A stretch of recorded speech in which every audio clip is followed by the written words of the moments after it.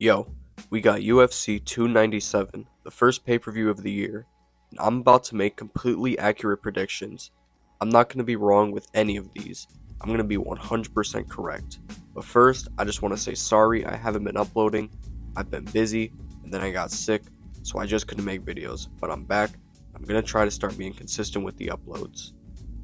The first fight on the prelims is Malcolm Gordon versus Jimmy Flick. I think on the feet, they'll just throw pitter-patter punches and some leg kicks, nothing crazy, not really committing to anything, but then one of them will shoot a takedown. I think Gordon's the better grappler, and he'll find the better positions, maybe threaten a couple rear naked chokes, but I'm picking him to win by decision. The next fight is Jasmine Jasudavicius versus Priscilla Cachoeira. I think Jasmine probably gets a couple takedowns. Cachoeira doesn't do good with takedown threat. She's going to get pushed back to the cage the whole fight. I got Jasmine Jasudavicius winning by decision.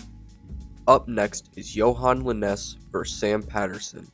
I could see this going a couple different ways. Sam Patterson is moving up from lightweight after getting knocked out, so this might be better for his chin because he's not going to be as drained. But his defense really isn't good. He keeps his hands far away from his chin, and he's super open all the time. Linnes has some decent power, so he could catch him with the right hand. But Patterson is faster, so I think he'll avoid the danger when he needs to. I think the fight will go to the ground. Patterson will find good positions and get a submission in the second round, maybe the first. Next, we got Jillian Robertson versus Polyana Viana. I think Jillian Robertson is going to win. She's a better grappler and a bit younger. Maybe she'll get a submission in the second half of the fight or a decision. The next fight is Serhi Sade versus Ramon Tavares. This is actually a rematch from the Contender Series. Sade got a first round finish. Some people say it was an early stoppage, and I think that is actually going to motivate Tavares. He's going to want to avenge that loss. I think he'll come in with a good game plan, maybe trying to counter and blitz forward when Sade throws a kick. Sade might be a bit overconfident and might get a bit sloppy, and Tavares can capitalize off of that, and I think he'll get a KO in the third round. Next is Charles Jourdain versus Sean Woodson. I think this fight will go to whoever finds their range and openings. I think Jourdain will try to back Woodson to the fence, and Woodson will use a lot of kicks to try and find an opening for his hands. The problem with Woodson is he doesn't have the best movement.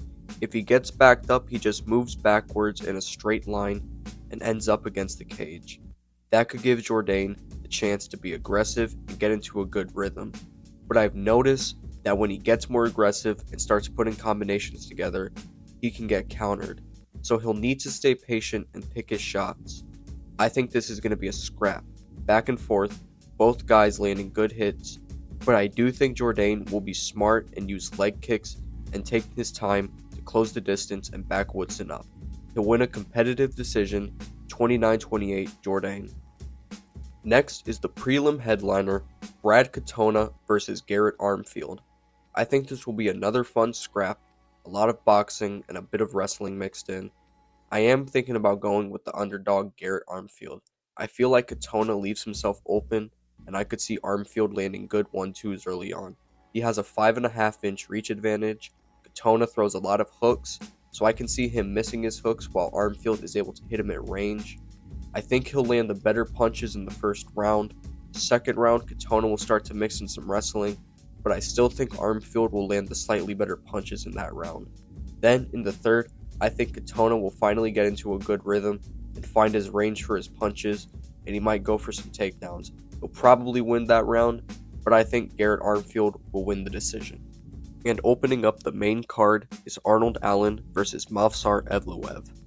I've been really torn on this one. I've been going back and forth on who I think wins.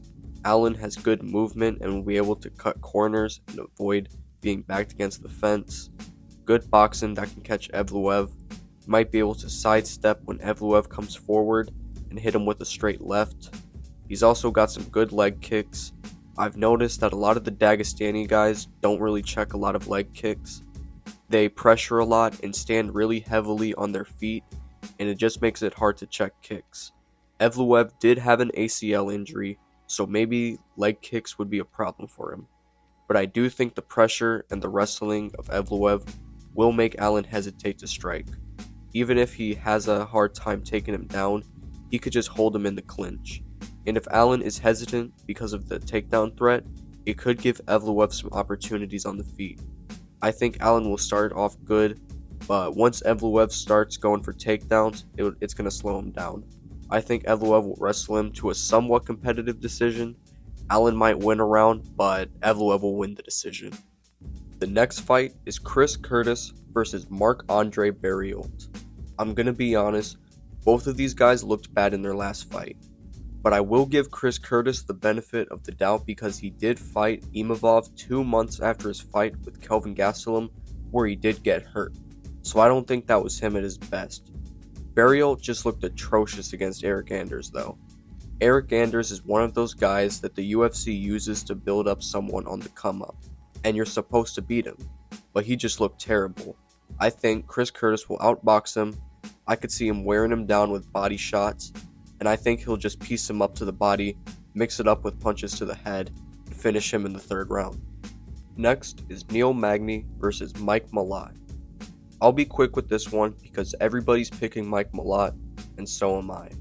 Mike Malott actually has solid grappling. He has 6 submission wins on his record.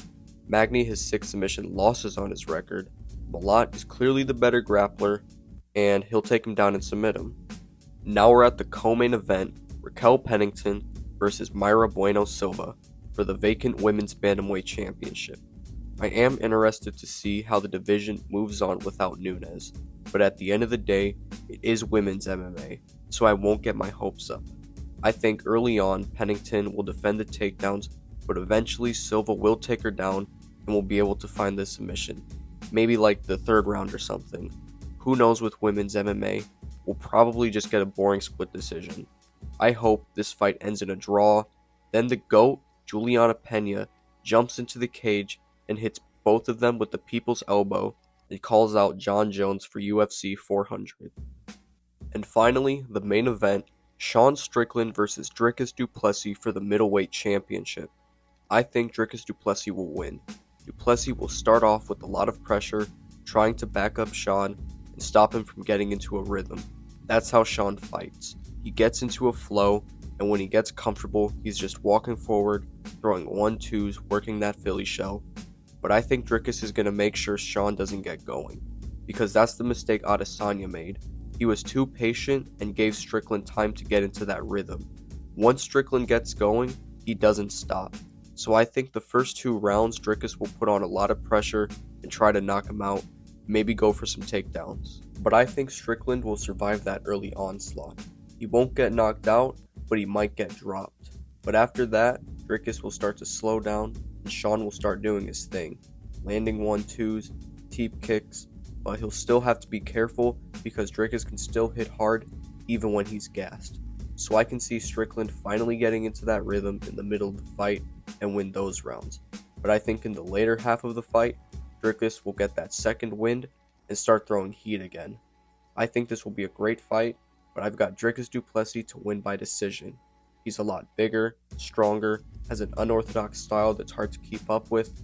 We're going to have our first African champion, baby. So those are my picks for 297. Let me know your thoughts in the comments. Tell me how dumb you think I am. Like and subscribe. See ya.